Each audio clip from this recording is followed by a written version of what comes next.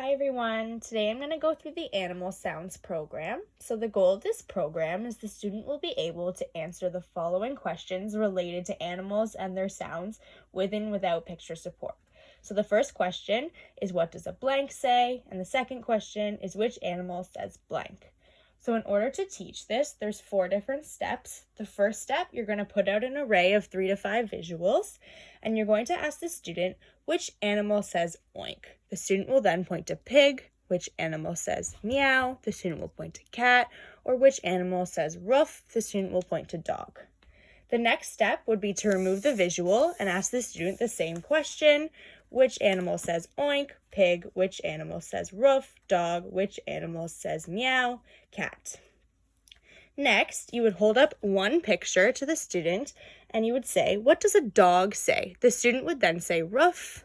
What does a pig say? Oink. Or what does a cat say? Meow. Finally, you would remove the visuals and you would ask the student the same question. What does a cat say?